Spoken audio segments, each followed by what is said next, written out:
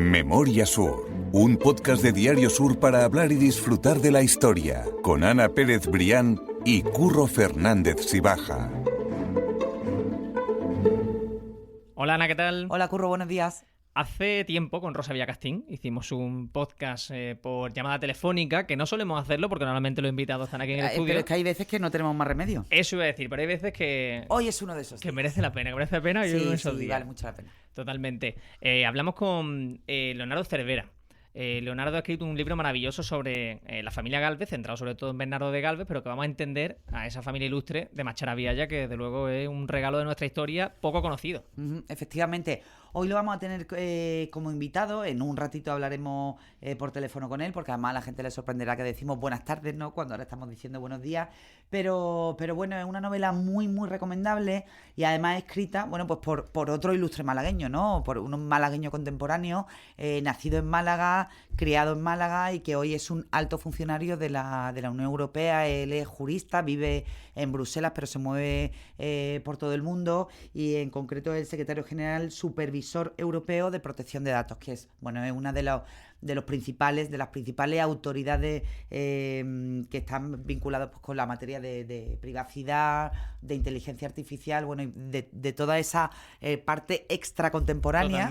Bueno, que parece una locura de alguien tan metido en la historia de Málaga, pero es absolutamente compatible, y Leonardo, con quien vamos a hablar en un ratito, pues mantiene ese equilibrio fabuloso de lo contemporáneo, de lo último, de inteligencia artificial y a la vez el amor por las raíces, ¿no? Él es un friki de la historia, a mí me encanta también llamarlo así, absolutamente fascinado por nuestras raíces, y ha escrito, como te digo, bueno, pues una novela, casi una novela muy definitiva sobre Bernardo de Gálvez, a medio camino entre lo documental y la ficción, pero bueno, que es un recurso que le sirve para contar un momento muy determinado en la vida de este militar de Macharabiaya. Ahora vamos a entrar a fondo, y que es muy, muy, muy entretenida, muy didáctica y sobre todo tiene una base documental absolutamente maravillosa, ¿no? A Leonardo, bueno, pues le sirve, ¿no? Le sirve esa condición de alto funcionario viajero, y entonces, bueno, pues ha tenido la oportunidad de investigar mucho en archivos, sobre todo de Estados Unidos, y ha construido, bueno, pues un relato absolutamente maravilloso de uno de nuestros militares más importantes, ¿no? Totalmente. No vamos a engañar a nadie porque esta entradilla la estamos grabando después de haber hecho esa llamada, así que ya podemos decir que este podcast es un lujazo, que es un podcast que ha quedado muy chulo. Nos ha encantado. Exactamente. Y vamos a dar paso ya a la llamada con Leonardo Cervera.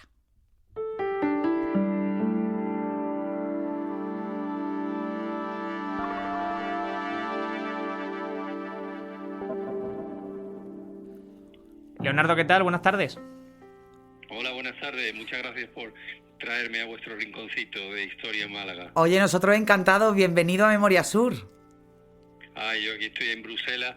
Hace un frío aquí que pela, así que poder conectarme con vosotros es una maravilla. Vaya, nosotros, ya todo el mundo, todos nuestros oyentes saben que a veces nosotros grabamos por adelantado. Bueno, pues hoy justamente hemos tenido ese día casi primaveral de final de verano en Málaga, que se agradece muchísimo. Así que te vamos a dar un poquito de envidia, Leonardo. Exactamente, hoy te ponemos el sol. Leonardo, hemos querido hablar contigo porque has escrito un libro súper interesante sobre Bernardo de Gálvez en esta circunstancia, pero en definitiva vamos a intentar hablar también de la familia Gálvez, porque ya lo hemos tratado alguna vez en el podcast, pero es que es una fuente inagotable de historia y de falta de reconocimiento también, creo yo, en Málaga, ¿verdad? Sí, fueron una saga que desgraciadamente se extinguió pronto, pero en su momento los Gálvez concentraban casi todo el poder en la monarquía española. Estábamos hablando de tu libro en concreto, se centra en Bernardo de Gálvez, ahora nos contará en qué momento histórico se centra, pero bueno, por dar ese contexto del árbol genealógico, ¿no? No solo tenemos a Bernardo de Gálvez, tenemos también a Miguel de Gálvez, a José de Gálvez, a quien muchos consideran, incluido Leonardo, bueno, que ha estudiado a fondo esa saga, el mejor ministro de la historia de España, fue ministro de Indias y lo hizo casi todo. Y bueno, y después también tenemos un personaje absolutamente fascinante, a mí particularmente una de mis debilidades también, por lo poco conocida y lo poco reivindicada, que fue Rosa de Gálvez también, que forma parte, ¿no?, de esa familia que desde Macharabiaya lo hizo absolutamente todo. Sí, eran gente muy inteligente y además apoyaban mucho, bueno, como los clanes familiares, ¿no? Se apoyaban mucho entre ellos y estaban muy sincronizados, y además fueron siempre muy leales con Málaga y con su terruño de origen, con Macharabiaya. Ayudaron mucho para que el pueblo se embelleciera, y de hecho 250 años después allí en el pueblo le recuerdan con muchísimo cariño y hablan de ellos casi a diario, yo creo. Uh-huh. El 4 de julio, la gente o los seguidores que no lo conozcan, y yo así arrancaba el otro día cuando publicaba el artículo con el libro de Leonardo, que ahora nos vamos a meter a fondo, llama la atención sobremanera ver lo que es el 4 de julio en Macharabiaya. La gente puede imaginar que puede ser cualquier pueblo de Estados Unidos, pero en realidad se rinde honores incluso con una presencia destacada de colectivos norteamericanos que vienen a rendir homenaje en concreto a Bernardo de Gálvez, porque es una auténtica institución en Estados Unidos. Hay un retrato suyo en el Capitolio, pues desde hace no mucho, pero que eso da la importancia y la envergadura de la figura histórica a la que te refieres en el libro, ¿verdad, Leonardo? Bernardo de Gálvez es, salvando quizás a Picasso y a nuestro querido Antonio Banderas, es el malagueño más universal. Para los americanos es uno de sus héroes, lo idolatran, y por eso cada 4 de julio ahí en el pueblecito de Macharabiaya siempre hay un montón de autoridades americanas y hacen allí un desfile como si estuviéramos en una película de Hollywood. Es una cosa bellísima de fraternidad entre España y Estados Unidos. Ojalá que hubiera muchas más ocasiones para tener una fraternidad así. Uh-huh. Tú además hablas de Macharabiaya, que ellos fueron muy leales a su tierra natal, a esa pequeña localidad de la Sarquía, y de hecho, pues tu libro fue presentado el pasado 7 de noviembre, ¿no? Si no me falla la memoria, en la Diputación de Málaga, en la Sala Isabel Oyarzabal, pero es que has abierto un hueco especial, ¿verdad, Leonardo? Y desde aquí, por supuesto, invitamos a todo el mundo a que vaya, porque el 29 de noviembre lo va a presentar a las 7 de la tarde en la cripta de los Gálvez de Macharabiaya, ¿no? Yo me imagino, pues que ese momento tiene que ser muy, muy, muy emocionante. Yo invito a todo el mundo a que venga a ese evento que vamos a hacer. José de Gálvez, el prócer de la saga, está enterrado en Macharabiaya. Bernardo de Gálvez está enterrado en la Ciudad de México. Fue allí donde murió y allí se quedó, ¿no? Pero José de Gálvez pues está enterrado ahí, en esa cripta que está debajo de la iglesia, que es un sitio chulísimo. Y allí vamos a hacerle un pequeño homenaje a José de Gálvez, vamos a presentar el libro junto con don Antonio Campos, el alcalde, y Hugo Cañete, que es un historiador malagueño, una autoridad cultural extraordinaria, y además van a venir los granaderos y las damas de Gálvez, van a venir vestidos para hacer este pequeño homenaje. O sea que yo creo que va a ser un momento muy, muy especial para vivir la historia y hacer cultura juntos. Así que cualquiera que escuche esto, si puede escaparse el día 29 a las 7 de la tarde a Macharabiaya, seguro que va a vivir un ratito muy especial. Vamos a recordar, como tú dices, esas citas en viernes 29 de noviembre, 7 de la tarde en Macharabiaya, que la gente lo apunte, que seguro que lo va a disfrutar. Igualmente lo dejaré vinculado en las notas del podcast para que el que quiera, pues que pueda asistir. Yo, por recapitular, el libro se llama Gálvez, o sea que tiene poca... tiene poco, se puede perder poco la gente, ¿no? Con el nombre, exactamente. Y además la portada es muy bonita, uh-huh, y llama muchísimo la atención. Exactamente. Y yo lo que te quiero preguntar, por empezar a poner las bases de lo que vamos a ir desarrollando en esta conversación, es una pregunta tan básica como ¿quién fue Bernardo de Gálvez? Bernardo de Gálvez es un militar y estadista español que fue enviado a Nueva Orleans a finales del año 1776 con un encargo secreto del gobierno español, que fue ayudar a que George Washington no perdiese la guerra contra los ingleses. Entonces Bernardo de Gálvez estuvo allí 2 años y medio ayudando en secreto a Washington, mandándole mantas, pólvora, mosquetes, munición, de todo. Se lo mandaba a río Mississippi arriba, desde Nueva Orleans, burlando el bloqueo que tenían los ingleses en el mar. Y en verano de 1779, cuando España entró ya en la guerra de independencia de Estados Unidos, se lanzó al ataque contra los ingleses en la cuenca baja del Mississippi y arrebató en una especie de golpe sorpresa todos los puestos británicos que tenían allí en el río, y aseguró de esta manera que durante el resto de la guerra pues la ayuda le siguiera llegando a Washington. Y finalmente, ya en 1781, fue el artífice del plan maestro de cooperación aliada entre Francia, España y Washington, que llevó a la victoria en la batalla en el sitio de Yorktown, que sería lo que le daría a Estados Unidos la independencia. Él fue el que ingenió el plan y él fue el que puso los dineros, porque sin dinero no se puede hacer nada. Él fue el que se encargó de buscar los dineros y por eso George Washington declaró que si no hubiera sido por la ayuda de Bernardo de Gálvez, pues lo más probable es que los Estados Unidos nunca hubieran existido. Ajá. Ese es nuestro malagueño Bernardo de Gálvez. Absolutamente universal, tanto que, bueno, lo acabas de decir, ¿no, Leonardo?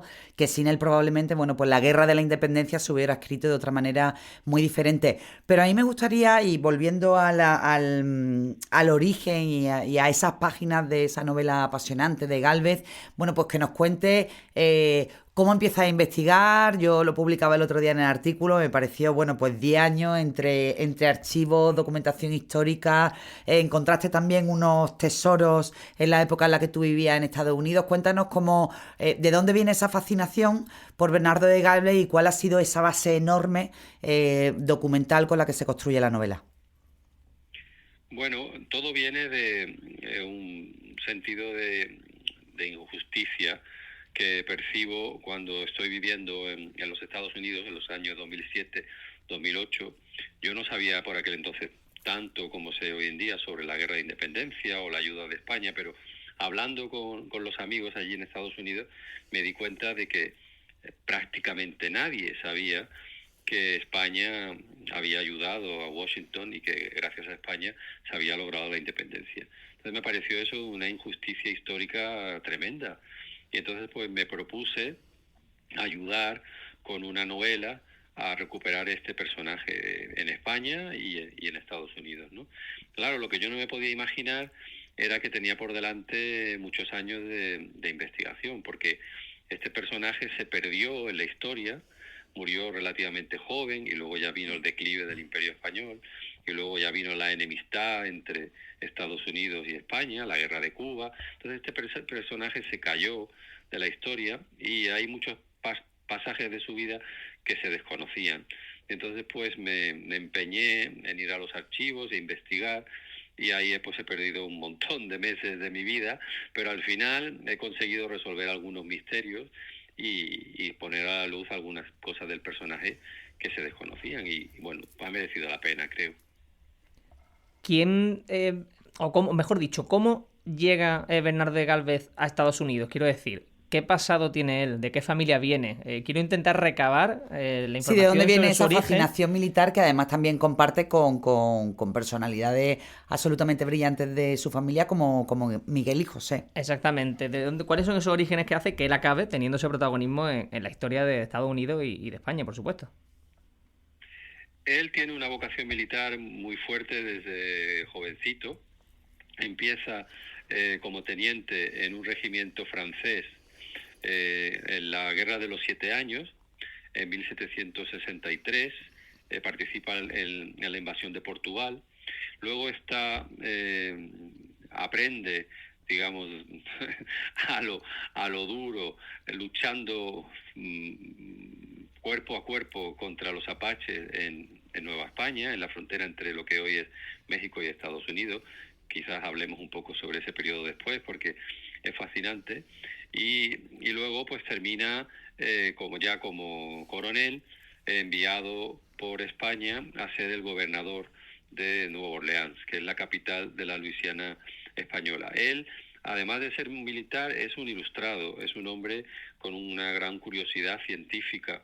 De hecho, él allí en Nueva Orleans diseña unas lanchas cañoneras que se las lleva con él para sus campañas y que es una cosa impresionante cuando se ven los planos, ¿no?, de lo que él hizo. Y era un hombre súper moderno y además súper humano. Creía en la igualdad de razas, creía en el matrimonio por amor, creía en la necesidad de que las mujeres estudiasen igual que los hombres. Era un Vaya, una cosa líder nato absolutamente revolucionaria en el siglo Para la XVIII, época, ¿no? totalmente.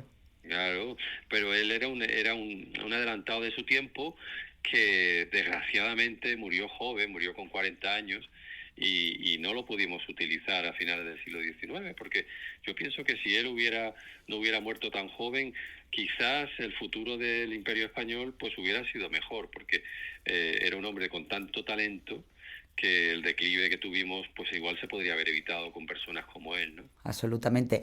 Estaba hablando antes y hacía esa pequeña mención de, bueno, ahora nos detendremos, ¿no? Efectivamente, en todos esos años tuyos de investigación sobre la figura del militar de Macharabiaya, tú centras la novela en dos escenarios que yo los veo absolutamente fascinantes por poco conocidos, ¿no?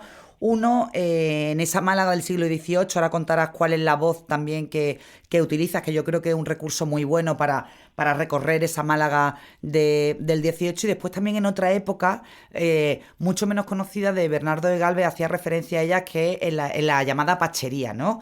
En ese momento histórico de la lucha casi cuerpo a cuerpo con los apaches. ¿Cuáles son esos dos escenarios, Leonardo, donde se mueve la novela? Sí, la novela empieza con una trama casi costumbrista, ¿no?, contando cómo es la Málaga de la segunda mitad del siglo XVIII, que es una Málaga entrañable. A mí me encanta, porque es una Málaga que se va asomando ya a la modernidad, ¿no?, y donde pues hay personajes pues que aparecen por allí, como Molina Lario, ¿sabes? Los supuestos condes estos de Gibralfaro, que yo me invento, para que en realidad están en donde se encuentra hoy el Museo Picasso, ¿no? Hay una presentación de una Málaga muy bonita, ¿no?, que no hay muchas novelas donde que se explique ese periodo histórico, ¿no?, en Málaga. Pero digamos lo que más trabajo ha tenido ha sido poner a nuestro héroe en la Pachería, porque el problema que tenían allí en ese territorio extensísimo, que sería el equivalente, pues que te digo yo, a Francia, España y yo qué sé, y Alemania juntos. Madre mía. La Pachería era enorme, ¿no? El problema que tenían allí es que los españoles tenían unas minas de plata con las cuales se financiaba el Imperio Español, ¿no? Y estas minas estaban siendo atacadas, o los mineros, digamos, las explotaciones, estaban siendo atacadas por los apaches. Y los apaches estaban atacando a los españoles porque a ellos los habían atacado antes los comanches. Los comanches los habían desplazado de sus territorios tradicionales de caza, entonces ellos no tenían más remedio que robar a los españoles para poder sobrevivir.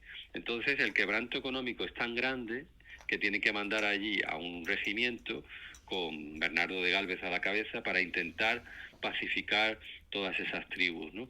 Y ahí nuestro personaje, con 23, 24 años, se convierte en una especie de John Wayne, pero 150 años antes, luchando contra los indios cuerpo a cuerpo en unas campañas impresionantes que son lo que se relata en la parte central de la novela. Y eso es algo que nunca se ha contado sobre Bernardo de Galvez, pero explica todo sobre su personalidad, su genio militar.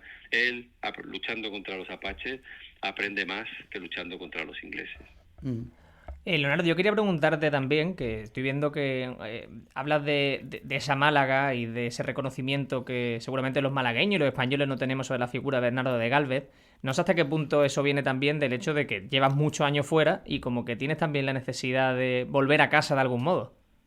Claro, por supuesto. Para mí escribir sobre Málaga es una manera de reconectar con mi tierra, ¿no? A mí, además de que me encanta la historia, pues me encanta imaginarme, ¿no?, cómo era pues esa calle de los Caballeros, ¿no?, que es donde está el Museo Picasso, ¿no?, hoy en día, que se llamaba así, o cómo era la calle Granada, donde vivían algunos de los protagonistas de la novela, ¿no?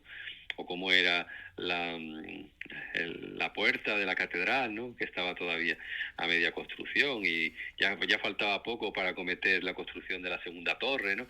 Eso a mí pues me acerca muchísimo con mi ciudad y con mis orígenes, y espero que a los que tengan la bondad de acercarse a mi libro, pues le dé también una nueva visión cuando pasean por el centro de Málaga, ¿no? Yo no me resisto a preguntarte, porque estás hablando de esa Málaga de finales del siglo XVIII, en concreto de ese proyecto casi a punto de acabar de la Catedral de Málaga, del momento casi también, y me repito, de empezar esa segunda torre que después no se construyó. Hay muchas leyendas sobre que el dinero que en principio se iba a destinar a la segunda torre de la catedral, hay muchas teorías, pero una de las que suena con más fuerza y una de las más extendidas y casi de las más admitidas era, bueno, pues que ese dinero se utilizó precisamente para la guerra, ¿no? ¿Tú has conseguido en ese trabajo documental, en ese trabajo de archivos, poder centrar un poco de qué ocurrió con, bueno, pues con esos fondos que iban a ir destinados a la segunda torre de la catedral, Leonardo? Bueno, eso lo ha resuelto muy bien Francisco Cabrera y Manolo Olmedo, que son los grandes expertos en la figura de Gálvez. Yo soy un novelista. Ellos sí que han hecho investigación científica. Ellos han ido a los archivos y han encontrado la realidad de lo que allí pasó. Lo que pasó fue que cuando España entró en la guerra, en el verano de 1779, pues todo el Imperio Español contribuyó para ayudar a la corona y para ayudar a Washington a independizarse, ¿no? Entonces, pues el Cabildo Catedralicio prestó 200.000 reales al gobierno y hizo otro donativo de 200.000 reales a fondo perdido al gobierno. Luego, cuando terminó la guerra, el sistema de impuestos que tenían para, digamos, financiar la construcción de la catedral cambió y los ingresos no se destinaron ya a esa torre, sino a construir las infraestructuras de la provincia, ¿no? Sobre todo el camino hacia Vélez, ¿no? La carretera hacia Vélez. Entonces, aunque no es verdad que el dinero se pasó de construir la torre a los bolsillos de Washington, sí que es verdad que si no se hubiera dado ese donativo y ese préstamo de 200.000 reales y 200.000 reales al esfuerzo de guerra, pues posiblemente que sí que se podría haber terminado esa torre. Es decir, que ahí se junta un poquito la leyenda y la realidad histórica, pero lo que no se puede negar es que Málaga ayudó muchísimo a la guerra y los dineros fueron para ayudar directamente a Washington. Allí. Ajá. Cuéntanos también, Leonardo, por contextualizar a la gente, cuál era el interés de España en aquella época por entrar en la guerra, ¿no? Por conseguir al final que Estados Unidos consiguiese esa independencia. Bueno, Bernardo de Gálvez tenía la misión de conseguir que por lo menos Washington no se rindiera. Esa era su misión, porque claro, al principio la guerra iba muy mal para los rebeldes, ¿no? El Imperio Británico era poderosísimo y los rebeldes pues no tenían casi apenas armas, ¿no? Entonces, el interés de España era que esa guerra civil inglesa entre Inglaterra y sus colonos se prolongase lo máximo posible para que se debilitase la Inglaterra y cuando España entrase en la guerra, pues poder vencer en esa guerra. Y la táctica, la estrategia funcionó. Y cuando España finalmente entró en la guerra, pues los ingleses no tuvieron más remedio que dar la independencia a los Estados Unidos y negociar con España y devolver la Florida que se había perdido en la guerra anterior. Bernardo de Gálvez era un hombre muy moderno y entonces él tenía mucha simpatía por los revolucionarios rebeldes, ¿no? Pero claro, él y su tío sabían que aquello era un precedente peligroso, porque claro, si esos colonos ingleses se independizaban, pues ¿quién podría parar después la independencia de los colonos españoles, como efectivamente pasó, ¿no? Así que ellos estaban ahí haciendo un juego peligroso de debilitar a los ingleses, pero al mismo tiempo pues estaban debilitando también al Imperio Español, porque la historia ya no se podía parar. La guerra de independencia de Estados Unidos cambió el mundo y lo cambió para todos, ¿no? Absolutamente. Por volver un poco a la figura y al aspecto más personal de Bernardo de Galvez, el otro día hablábamos, bueno, y es conocido, y llama mucho la atención que lo cuentes así, ¿no? Porque muchas veces Curro y yo hablamos en el podcast de que tienes que ver la historia con los ojos de aquella época, ¿no? Pero a mí me llama particularmente mucho la atención que Bernardo de Galvez fuera también en lo personal y casi en su estructura moral un tipo adelantado a su tiempo, ¿no? Hablaba antes de que él defendía la igualdad de raza, bueno, pues que en aquel momento y en aquel contexto, lógicamente, pues no era lo habitual, y llama mucho la atención porque además él lo ejerció con su propia experiencia de vida, la defensa absolutamente férrea del matrimonio por amor, ¿no? Y tú también en esa novela pues tocas, bueno, pues de una manera importante la relación, el matrimonio con una de las hijas de un comerciante francés, ¿no? Con la hermana Saint-Massent, que ahora hablaremos con quién se casó la otra, porque también fue un personaje absolutamente primordial de la historia de Málaga. Pero ¿cómo fue esa relación con su mujer, Leonardo, con esa hija del acaudalado comerciante francés, que además ella hizo mucho también por ayudar a Leonardo, ¿no? Y era una mujer, bueno, pues también ilustrada, preocupada por asuntos vinculados con la educación del pueblo y bueno, pues con cosas que en el siglo XVIII no se le exigían a una mujer, llamada más a centrarse en la labor puramente del matrimonio, ¿no? Claro, él era un hombre muy moderno. De hecho, en Macharabiaya fue el primer pueblo de España donde hubo una escuela mixta de niños y niñas, ¿no? Fundada por los Galvez. Y él, por ejemplo, en su ejército, pues tenía milicianos de color, negros, porque él decía que a la hora de luchar contra los ingleses disparaban igual de bien los blancos que los negros, ¿no? Es que total, vaya, algo tan sencillo, ¿no? Tan sencillo, claro, que la vez tan revolucionario. Tan pragmático. Luego era un hombre muy, muy divertido, muy humano, no se perdía ni una sola fiesta. Un gran líder, ¿no? Un líder, claro. Si no, yo creo que si no es divertido, humano y llega a la gente, no puede ser un buen líder. La gente de Nueva Orleans, los franceses de Nueva Orleans, porque la Luisiana había sido una colonia francesa cedida a España. Allí no se hablaba español, allí se hablaba francés, porque eran colonos franceses que habían pasado a la monarquía española. Pero de hecho Bernardo de Galvez crea una escuela en español en Nueva Orleans a la que no va nadie, porque todo el mundo manda a sus hijos a las escuelas en francés, ¿no? Porque ellos son franceses, ¿no? Entonces él, siempre que le invitan, va a todos los bailes, y cuando hay las fiestas de carnaval en Nueva Orleans, él participa en todos los pasodobles, y la gente les quiere muchísimo, porque es un hombre muy cercano. No es el típico estirado español soberbio, ¿no? Es un hombre muy, muy cercano. Y prueba de su modernidad es su matrimonio por amor con la hija de un comerciante francés de la colonia. Claro, a primera vista parece un matrimonio por conveniencia, porque claro, es la hija de un hombre muy rico, ¿no? Un oligarca de allí. Pero no, en realidad fue un flechazo.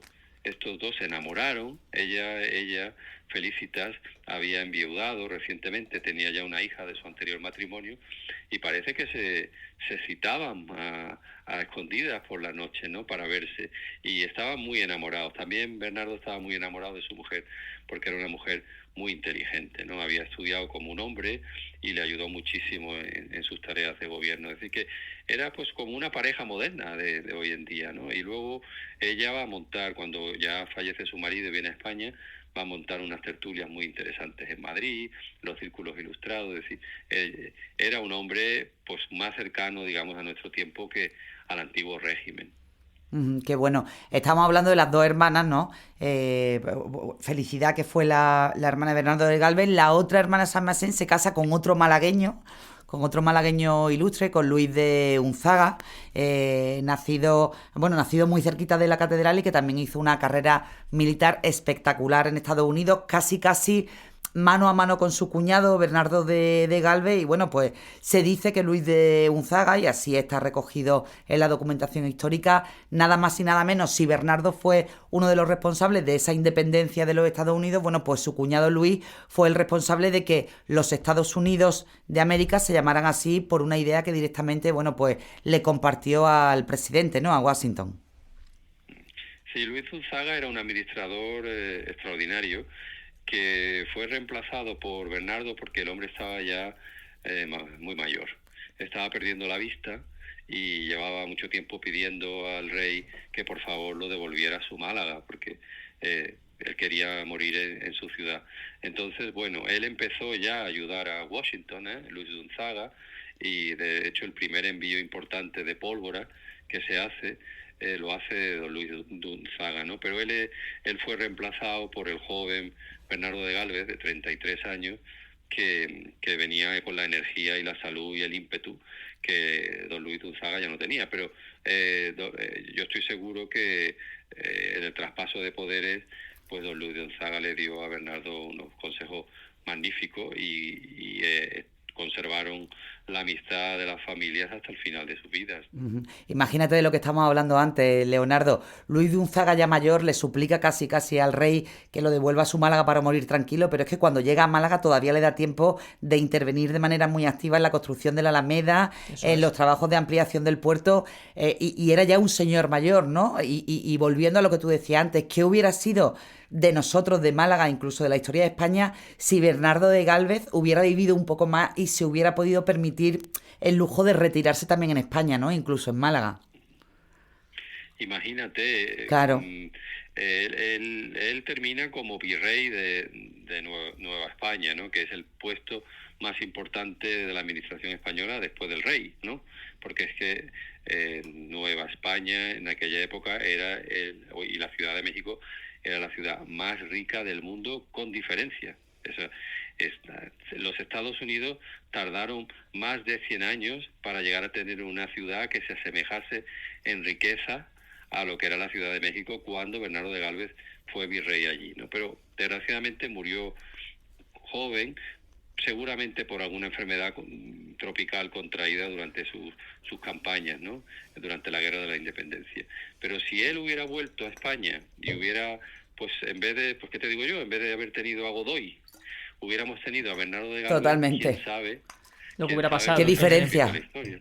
Totalmente. Porque ahí lo que pasó, Curro, es que de una manera totalmente sorprendente y casi inexplicable, un imperio del sur, como era el imperio español, que llevaba siendo el imperio y hegemónico durante 200, 300 años, se cambió por un imperio del norte, como fue el imperio británico, ¿no? Y eso pasó en un periodo de 20 o 30 años por una serie de decisiones políticas nefastas, ¿no? Bueno, pues eso es porque en ese momento no hubo... Claro, alguien con esa visión. Como Dios manda, ¿no? Claro. Leonardo, vamos a ir cerrando el podcast. Yo quiero que, bueno, nos recuerdes el nombre del libro, que nos recuerdes también dónde se puede adquirir y, bueno, recordar a la gente también esa cita, ¿no?, que de ahí en Macharavilla el 29 de noviembre. La novela se titula Galvez, o sea que no tiene trampa, cartón, y se puede adquirir en cualquier librería de España, yo creo, ¿eh? En Málaga está, por supuesto, muy bien distribuida y, por supuesto, se puede comprar también en comercio electrónico y también hay una edición en Kindle para los que les gusta leer en pantallas, ¿no? Y nada, si alguien se quedó con la curiosidad y quiere echar una lagrimita por Bernardo de Galvez y José de Galvez, pues allí estaré firmando libros en la cripta de los Galvez el próximo 29 de noviembre, viernes, a las 19 horas, junto con Hugo Cañete y el alcalde de Macharavilla, Antonio Campos, que es una de las personas que más ha hecho en España y en el mundo para que se conozca a este malagueño universal. Qué bien, pues qué importante el reivindicar la figura de bueno, de nuestra gente, y no por algo, y ya que hemos hablado de esa influencia francesa, no por algo chauvinista, sino porque realmente, bueno, pues tienen mérito más que de sobra para estar en los libros de historia, para ser una referencia digna de recordar y para estar en novelas como la de Leonardo Cervera, ¿no? Te quería agradecer de corazón que hayas hecho el hueco para atendernos en el podcast de Memoria Sur. Teníamos muchas ganas de hablar contigo y de verdad que la charla ha sido una delicia, Leonardo. Muchísimas gracias a vosotros y también por el podcast, que es un rinconcito fabuloso para los amantes de la historia de Málaga. Yo lo sigo ya desde hace muchísimo tiempo y lo disfruto muchísimo. No sabes la de aviones aburridos que me habéis alegrado. Que te hemos entretenido, ¿no? Esperamos también llevarte un poquito del solecito de Málaga, a Bruselas. Exacto.